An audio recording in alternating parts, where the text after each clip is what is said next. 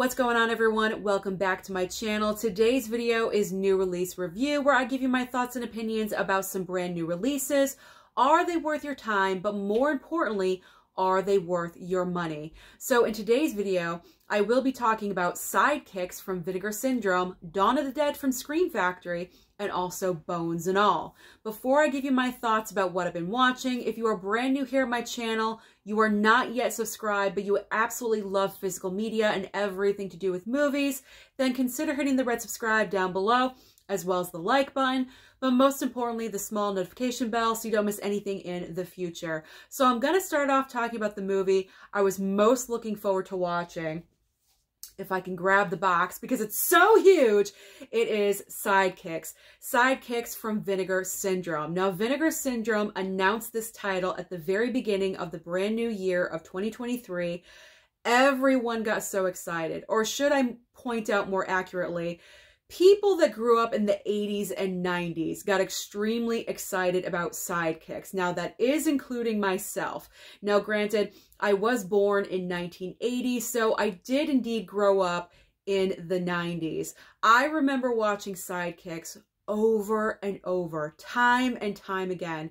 So when this was announced from Vinegar Syndrome, I already knew in the back of my mind I definitely wanted to pick up this title. I have not seen this movie in an extremely long time, and I wanted to revisit it because I love nostalgia. It just brings me back to being a young teenager and experiencing this movie for the first time and watching it over and over again. I'd forgotten how much this movie is pretty much like The Karate Kid, and they kind of had to throw in Chuck Norris to make it a little bit different. Otherwise, it would be a direct carbon copy of The Karate Kid. So I know the packaging with Vinegar Syndrome is top notch. We already know that. The front, there's the back. This is a very nice box set. When it comes to box sets and slipcovers, no one can really hold a candle to Vinegar Syndrome. But the big question about this movie is, how is the 4K transfer? So I will get to that in just a second. But the basic plot line of Sidekicks, if you've never seen it, you've never heard of it, we have Jonathan Brandis on the cover here, right in the middle. He is no longer with us. Unfortunately, he passed, I'll just say. He passed a very, very long time ago. So he is no longer with us. But back in the day, Jonathan Brandis, he was it. Every girl fell in love with him. So he's the main character of our movie named Barry. Now, Barry in high school, he's not the most popular kid. He gets made fun of. He's kind of weak. He has asthma. So he has these fantasies where he partners up with Chuck Norris in various scenarios, whether it be fighting in the jungle or in the Old West. They're partners together. They're fighting crime. They're saving the girl. They're saving the day. So Chuck Norris is his idol, and he really just looks up to him, and he wants to be just like Chuck Norris. So during this movie, he signs up for karate, or he wants to learn karate, and he kind of tries to go to a dojo, but it's led by someone very reminiscent from the Karate Kid.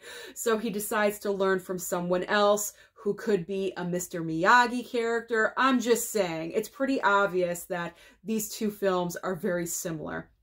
By the end of this movie, he enters into a competition, just like Karate Kid. And when he's at the competition, who does he run into? Chuck Norris. He runs into Chuck Norris. So pretty much his dream comes true.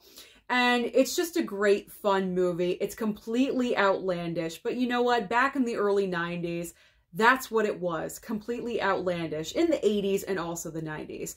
So that's pretty much the roundabout plotline of Sidekicks. Yes, it's ridiculous, but it's a heck of a lot of fun. And I enjoyed rewatching this one and revisiting my youth, my younger days. So big question, how is this 4K transfer? Well, it's not 100% perfect. I will say that. It doesn't blow my mind. It doesn't knock my socks off. It's not Poltergeist. This past year of 2022, in my opinion, Poltergeist was the best 4K transfer that I saw. So anytime a brand new 4K release comes out, I kind of compare it to that level.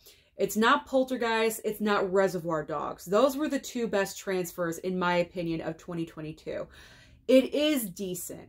In some spots, it looks really great, but sometimes it's not so good. I believe Ken from Mid-Level Media, when he was talking about this film, he mentioned this one as well, where when we're in Barry's reality in school, the 4K transfer is not as good. But when it comes to the fantasy sequences, that's when the 4K transfer really stands out. And I would agree with Ken with that opinion. So do I believe this pickup is necessary? Not for everyone. I would say if you grew up with Sidekicks, you grew up in the 80s and the 90s, much like myself, you remember watching this movie, yes, indeed, pick it up. It is worth it.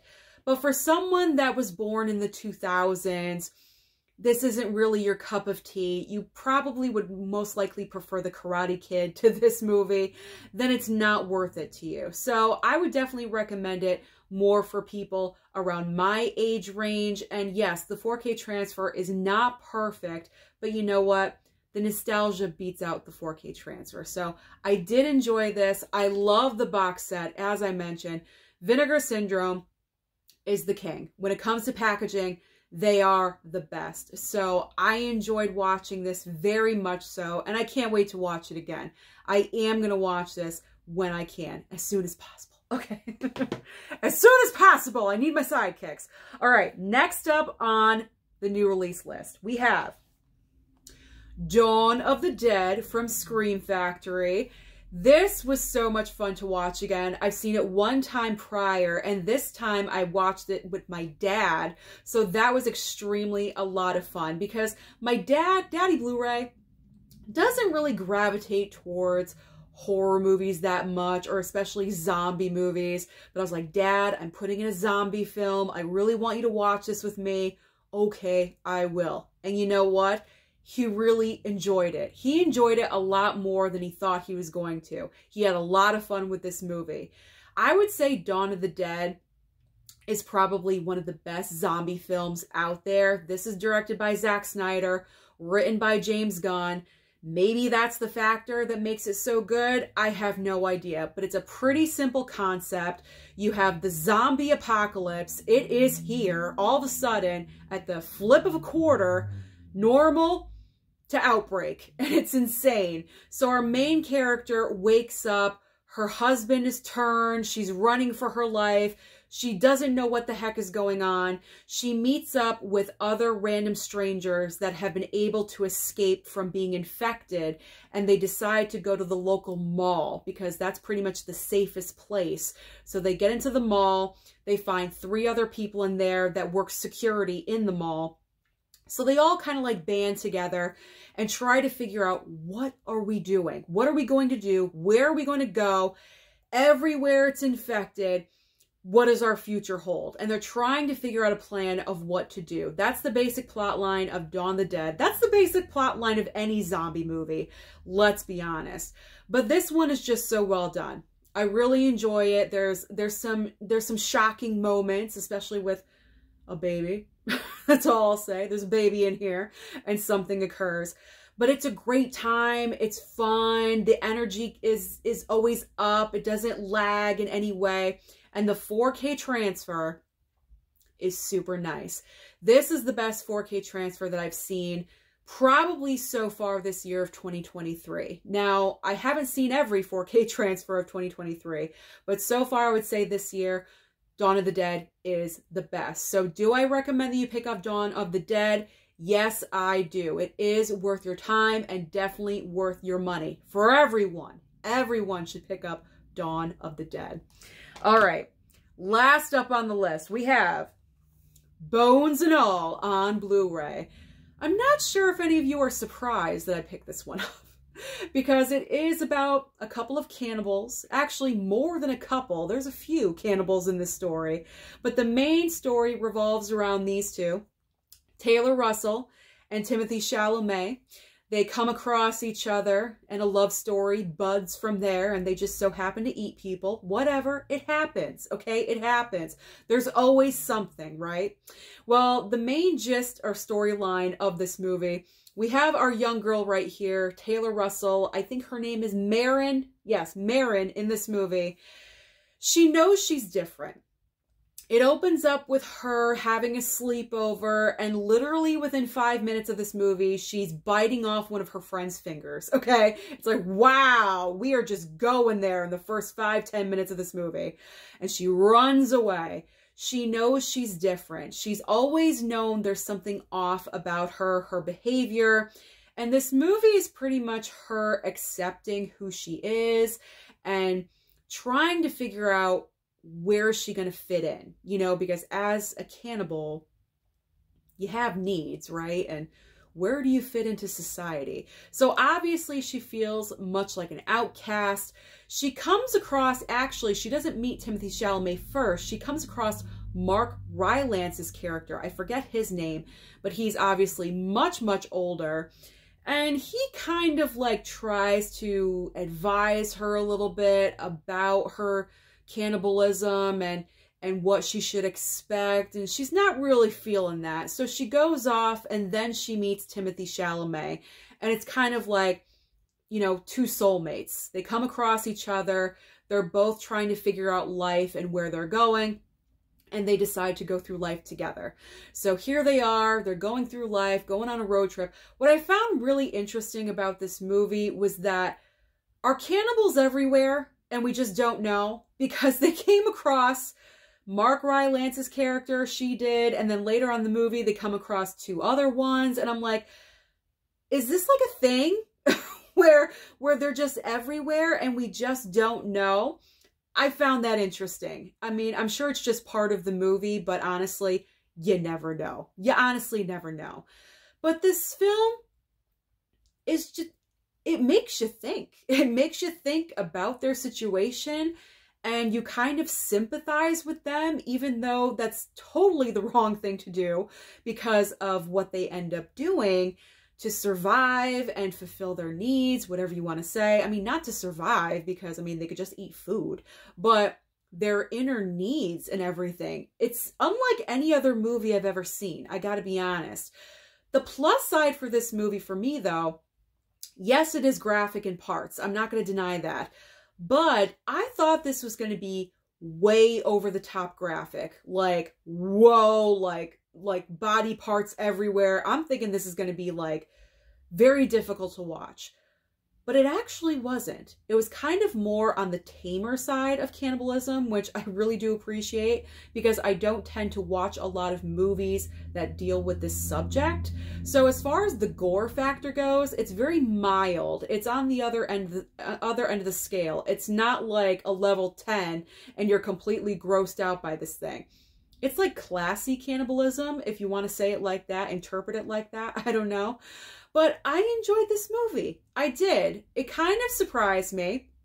There is an ending that I didn't really expect, but then once we got there, I'm like, well, that makes sense. Once you see it, then you'll know. But I will say it's not the most rewatchable film. It's definitely not for everyone. It's definitely not for everyone if you don't like cannibalism or gore or like anything like that. I would obviously avoid watching this film.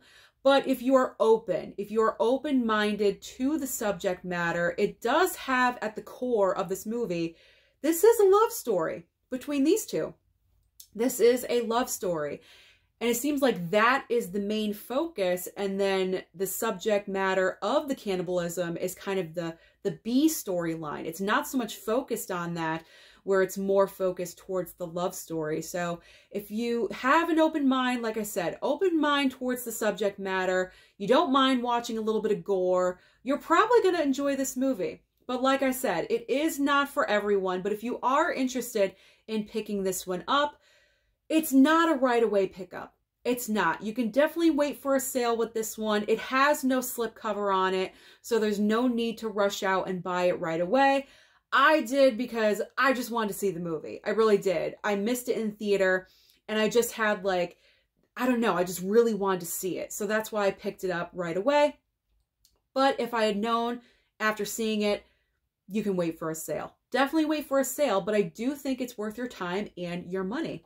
So there we go. Those are my thoughts about Bones and All, Dawn of the Dead, and also Sidekicks. So comment down below and let me know, have you seen any of these movies and what's your opinion?